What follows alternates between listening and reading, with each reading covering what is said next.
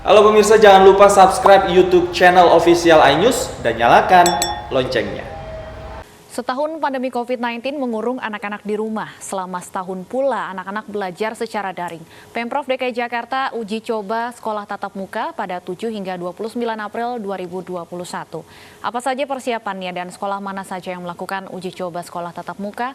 Untuk membahasnya, kami telah terhubung dengan Kadisdik DKI Jakarta, Nahdiana, epidemiolog Tri Yunis Miko, dan pemerhati anak Seto Mulyadi. Selamat sore Pak Tri, Kak Seto, dan Ibu Nahdiana. Selamat sore. Baik, saya ke Kadisdik DKI Jakarta, Ibu Nahdiana. Besok hari pertama uji coba sekolah tatap muka. Sudah berapa persen persiapannya, Ibu? Terima kasih. Insya Allah kami Jakarta besok akan memulai dengan uji coba terbatas pembukaan pembelajaran tatap muka, di mana kami melakukan keputusan untuk uji coba pemerintah Provinsi DKI Jakarta melalui Dinas Pendidikan ini selaras dengan kebijakan pemerintah pusat melalui SKB 4 Menteri, di mana mewajibkan di SKB 4 Menteri ini memang ada panduan penyelenggaraan pembelajaran di masa pandemi COVID-19. Di mana sekolah diminta untuk akselerasi bersiap melakukan pembelajaran campuran. Di sini mungkin persiapannya sudah sejauh mana. DKI Jakarta memang sudah sejak tahun lalu, sekitar bulan September, pemerintah sudah menyiapkan sebuah laman kanal siap belajar jakarta.go.id, di mana di sini program ini untuk melakukan asesmen mandiri bagi seluruh satuan pendidikan di DKI Jakarta. Nah, asesmen ini merupakan asesmen yang mengukur dua aspek penting dalam pembelajaran tatap muka, yaitu kesiapan sarana prasarana untuk protokol kesehatan yang baik, yang ketat, dan aspek kesiapan satuan pendidikan melakukan proses pembelajaran campuran. Apa yang dimaksud dengan pembelajaran campuran? Di mana pembelajaran uji coba tatap muka terbatas dan pembelajaran jarak jauh di rumah, di mana orang tua diberikan hak penuh untuk memilih apakah belajar tatap muka di sekolah ataupun di rumah. Satu hal yang harus disampaikan di sini adalah ketika pembelajaran tatap muka, kita tidak berpikir bahwa seperti di masa normal dahulu, bahwa yang dimaksud tatap muka adalah kami melakukan persiapan pada uji coba ini dilakukan di sangat terbatas jumlah satuan pendidikan ini, di mana hari tatap mukanya juga tidak tiap hari belajar.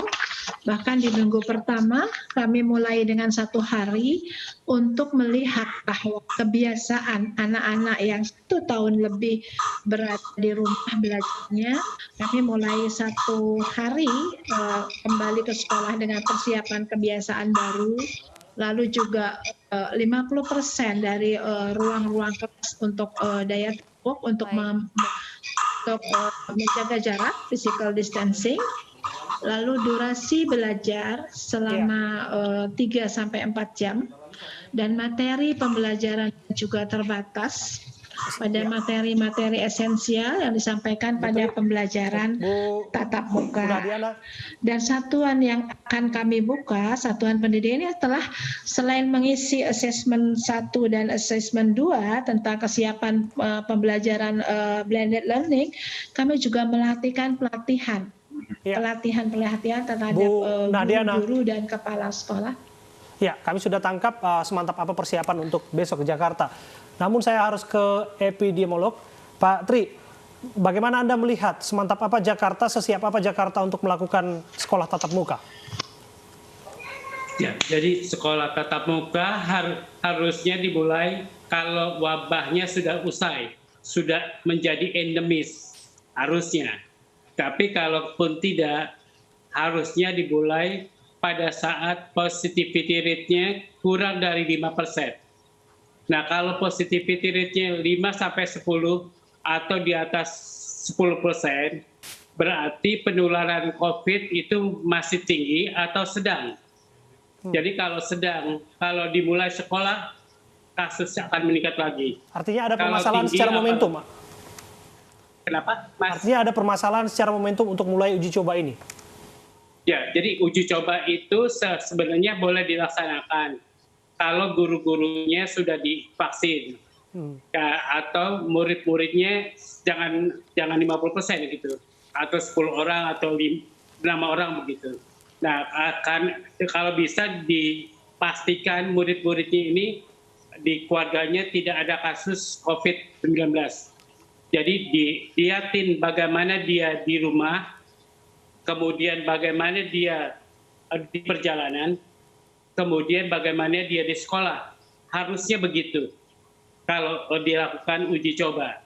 Kalau uji coba cuma melihat bagaimana pelaksanaan di sekolah, berarti aman di sekolah. Tidak melihat bagaimana di jalan, bagaimana di rumah. Jadi karena itu risikonya amat berbeda ya. Risiko infeksi COVID di rumah, risiko penularan COVID di jalan, dan risiko penularan COVID di sekolah. Jadi protokol kesehatan di sekolah memang harus diuji cobakan setelah guru-gurunya diimunisasi. Harusnya uji coba jangan sekarang, Juni atau Juli awal, karena semua gurunya sudah divaksinasi. Begitu, Mas. Ya, kita akan kembali nanti karena targetnya kan dari Kementerian Pendidikan bahwa per Juli tatap muka harus segera dilakukan di setiap sekolah begitu. Kami akan kembali untuk Anda sesaat lagi.